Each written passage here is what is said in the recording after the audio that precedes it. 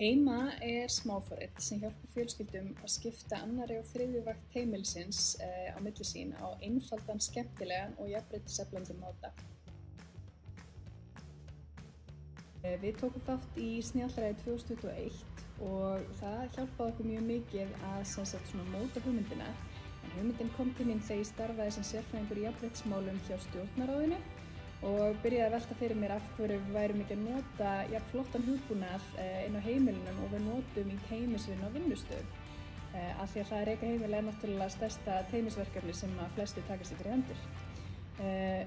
Snjallræði hjálpaði okkur að borða grænmetið okkar eins og hún Auður orðaði svo skemmtilega, af því að það náttúrulega ekki bara það að móta hugmyndina og svoleiðis sem manni finnst kannski skemmtilegt sem þarf að gera heldur. Þarf líka að skoða hluti eins og hluthafasamkomulag, það þarf að fara í gegnum vissa markhópagreiningu og ýmislegt annars. Og við gerðum þetta allt í gegnum Snjallræði í samstarfi við rosa flotta sérfræðinga frá MIT.